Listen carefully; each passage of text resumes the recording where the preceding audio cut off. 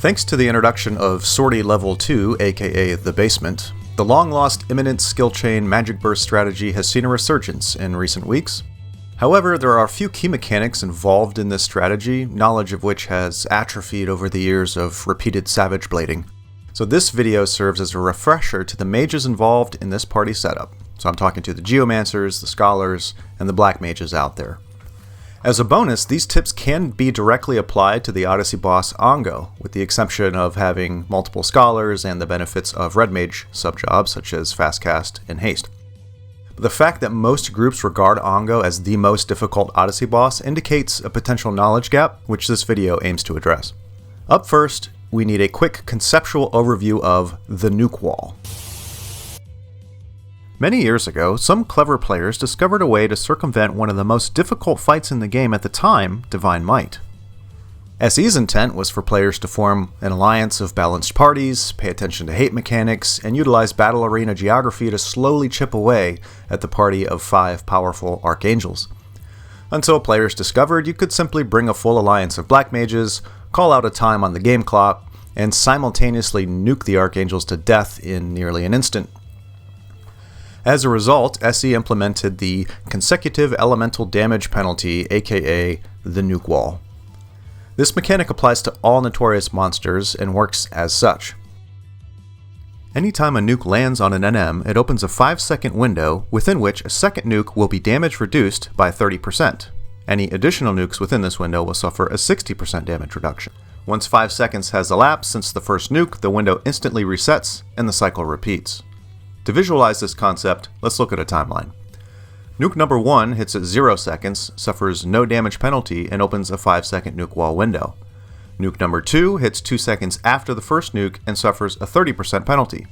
Nuke number 3 hits 1 second after that and suffers a 60% penalty. But when nuke number 4 hits 6 seconds after the very first nuke, the nuke wall has reset, so the spell will hit for unpenalized damage, but will reopen the 5-second nuke wall window. We can now see the bursting at the wrong time, or mistiming your magic bursts to hit just before the magic burst window opens and penalizing everyone who follows you for the next 5 seconds. We'll look at some example scenarios in a moment. 2 important notes here. First, a Rune Fencer's Rake ability, when combined with the proper elemental rune, will cut this penalty in half for the ability's duration. Another major note is that the Nuke Wall penalty is calculated before the hard damage cap of 99,999 is applied. Therefore, if you can hit 250k damage pre-cap, you won't even notice a 60% penalty and will still hit for cap damage. These 2 concepts will weigh heavily on your nuking strategy and will be addressed in the coming chapters. Geomancer. Generally, a Geo will Indie Acumen, Geo Malaise, and entrust Indie Int on the Black Mage.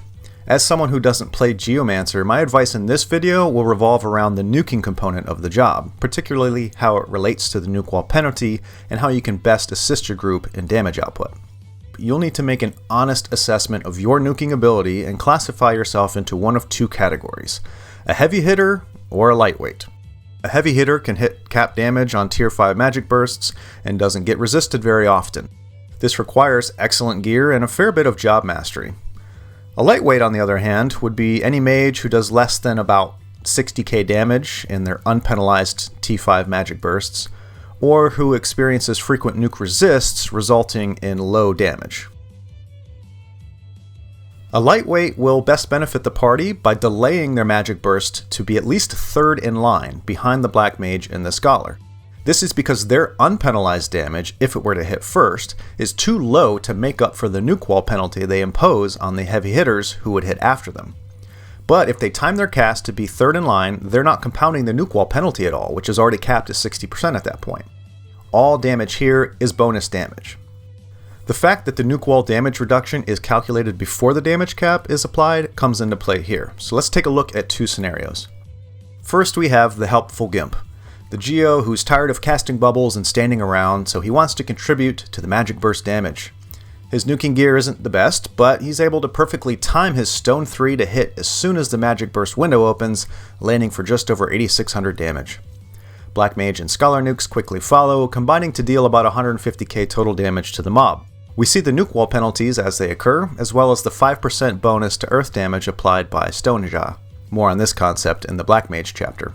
Because the damage is so low and the Black Mage and Scholar aren't capping under penalty, this party would benefit from a simple change in timing. By waiting 2 more seconds to begin casting, the Geo can land third in line, eating the 60% Nuke Wall penalty while gaining a 5% Stonejaw boost from the Black Mage. This simple change allows both the Black Mage and Scholar to cap their damage, while only costing the Geo 5k damage. The overall effect is a net gain of over 50,000 damage dealt to the mob. It's an increase of 36% damage just by waiting 2 seconds for the Geo to pull the trigger.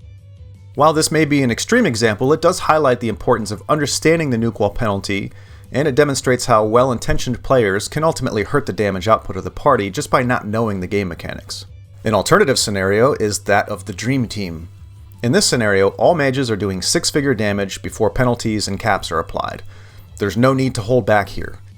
It doesn't matter very much which nuke eats the penalty because everyone is doing 6-figure damage pre-cap. Just be careful not to mistime your nuke to hit before the burst window opens. It's clear that in the Dream Team scenario, the order doesn't matter nearly as much as squeezing in as many magic bursts as possible. We'll expand upon this in the coming section. Scholar. Scholar is a job that is versatile to a fault. This party setup places many demands on a Scholar and requires a deep understanding of the job and very well-established macros. Add in the need to coordinate with a second Scholar and it can turn into an ugly situation for an unprepared group.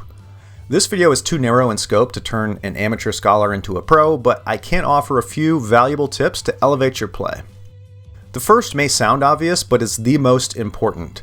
Communicate with your party. Make sure you know which Scholar is going to skill chain so you're not stepping on each other's toes and wasting valuable stratagems. Make sure you're casting the appropriate weather on yourself and the Black Mage when monsters or modes change element. And keep your party aware of your stratagem count.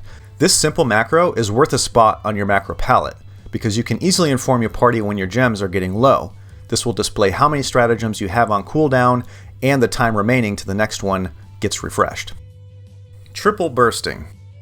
In the last section, I mentioned the need to magic burst as many times as possible within the window, particularly when you have the Dream Team setup. This is an area where the Scholar has a direct impact based on spell selection.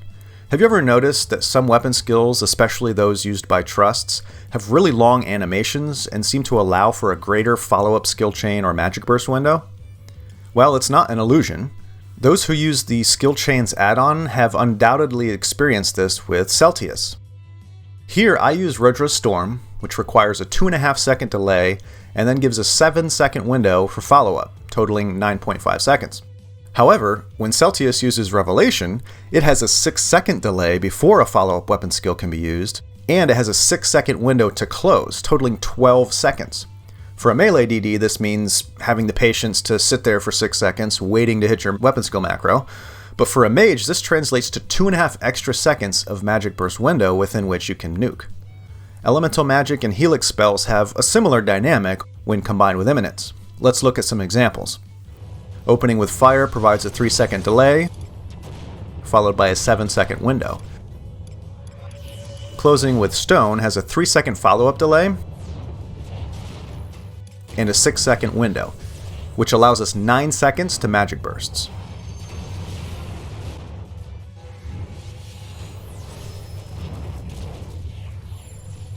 However, closing with Helix, we can see that opening with Arrow provides the same 3-second delay and 7-second window, but closing with Nocto Helix gives a 5-second delay followed by a 6-second window, totaling 11 seconds.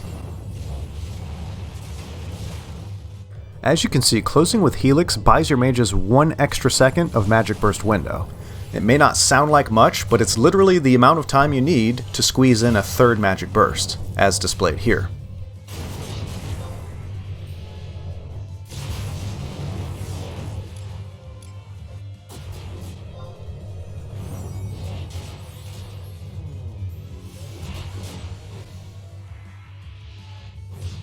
My last general tip for Scholars is to make sure your Imminence macros minimize delay between spell number 1 and spell number 2. Shaving off just 1 second per skill chain can allow for 2 to 3 extra skill chains during Tabula Rasa. And make sure you allow plenty of time for the full magic burst window to close before starting the next round.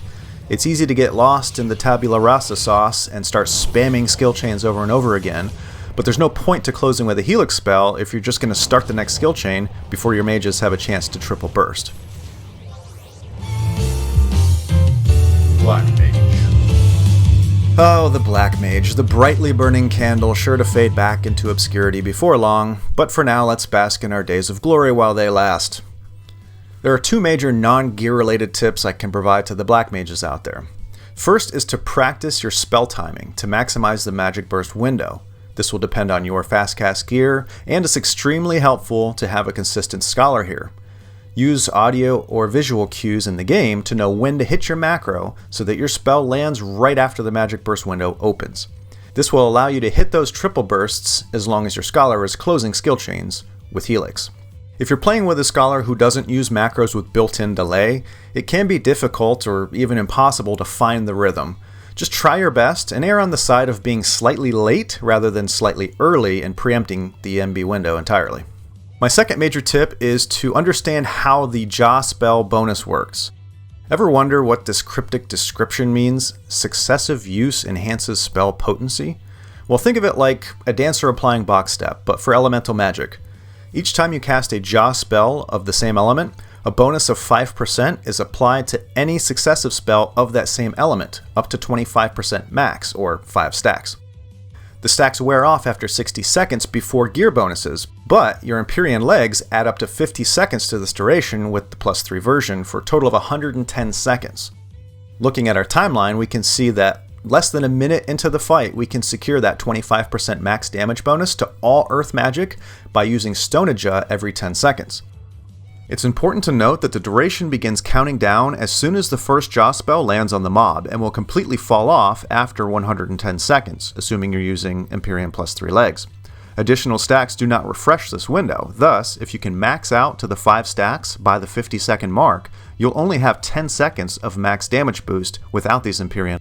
However, with this one piece of gear, you'll be able to enjoy 60 seconds of 25% damage boost to all stone damage before it resets back to 0 and you'll have to start again. Well, that's all for today. I hope you found these tips helpful, and if you have any questions or tips of your own, please leave them down in the comments section below. Thanks for watching, and we'll see you in the next one.